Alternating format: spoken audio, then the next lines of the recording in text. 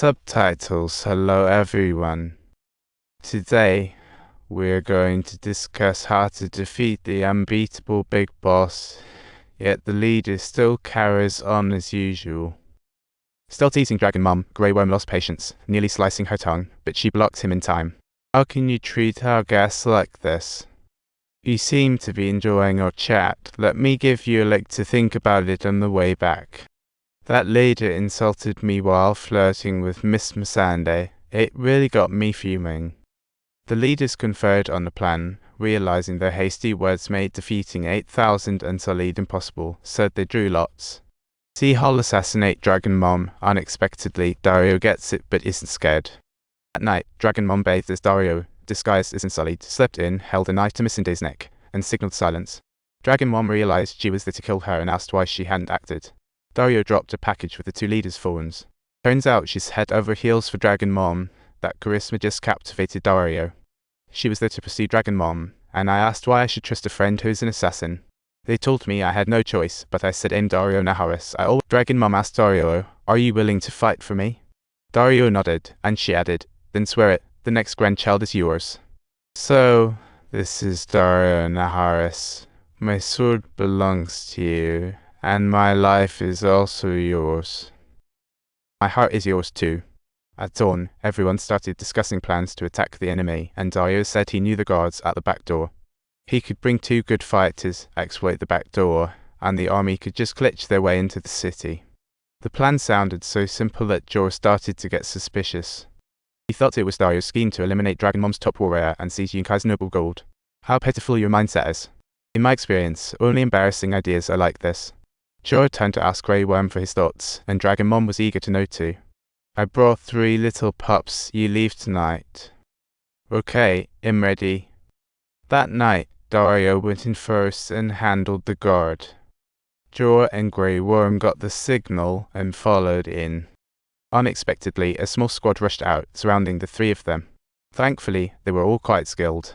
They soon dealt with the squad, but then more soldiers charged, making the trio nervous. Dragon Mom grew restless, asking Barristan if there was a mishap. He shook his head, showing he didn't know.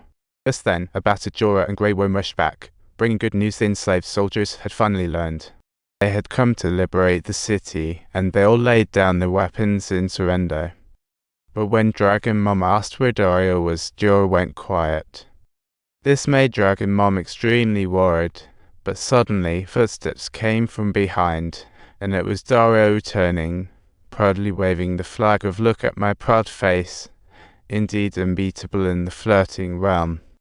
And just like that, Dragon Mom effortlessly conquered Yunkai without losing a single soldier. When the gates opened, all the slaves came out to welcome the mother of dragons. Subtitles. Missandei directly announced one of Dragon Mother's renowned titles, and then added, "You don't need to deceive me any longer. I'll pay you. I'll offer you help, so I'd better do a great job helping you." Dragon Mom sent her baby dragons flying in the sky and slowly stepped into the crowd, where everyone lifted her high, bathed in the heat of 200,000 gazes. Dragon Mom was overjoyed. She felt everything she did was worth it. This ancient city was finally liberated, and the dragons were growing by the day. They were getting more rebellious, even running away for food. Dragon Mom realized that even as their mother, she still couldn't tame these little rascals. In search of food, Drogon started hunting sheep. Soon, a shepherd brought charred sheep bones to Dragon Mom, who compensated him triple to settle it. Drogon kept causing trouble. Days later, a shepherd arrived with a corpse's 3-year-old daughter. Dragon Mom was furious, but Drogon had been out of the house for days and she couldn't control him any longer. To prevent the other 2 dragons from also getting into trouble, she took them to a dark, damp dungeon.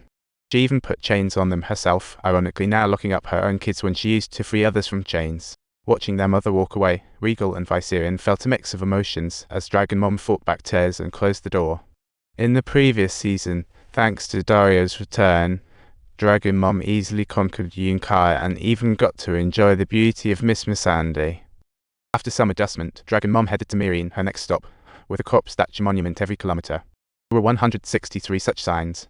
Dragon Mom had never felt so angry seeing life trampled. Varys then proposed sending someone to bury them first, but Dragon Mom refused, wanting to see each child's face. Soon, Dragon Mom led her army to the base of Meereen. Nobles in the city got the news, waited patiently, and sent their top cavalry to provoke upon dismounting. They took out their privates to pee, leaving Dragon Mom speechless, and mocked the Unsullied for no horses. Meanwhile, Dragon Mom hid her treasure, making city nobles burst into laughter. Dragon Mom's expression darkened as she decided it was time to strike back. But first, she needed to silence the night. Dario volunteered, "Let me handle this guy." Dragon Mom smiled lightly. "Your audience won't be happy. Don't let them down." Faced with the charging cavalry, Dario remained unfazed, which made Dragon Mom a bit worried.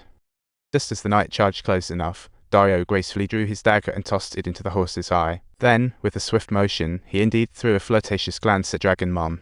In that area, he could compete with my brothers from Hangzhou. The nobles in the castle were furious, their faces twitching, and hastily began to instruct their men, but they were too far away. Seeing this, Dario smugly pulled down his pants and publicly returned fire on them. Then Dragon Mom stood up to give a speech. "Once you were slaves in Astapa and Yunkai, now as free men, stand behind me. I am not your enemy. They gave you chains and murdered your children. I will not follow your orders. I will offer you choices and give them the punishment they deserve." Dragon Mom ordered catapults forward, but they held not weapons, but chains from children's bodies. The slaves picked up the chains with longing in their eyes. That night, they gathered to discuss whether to rise against their oppressors, and Grey Worm came with a few others. Don't miss upcoming content, subscribe.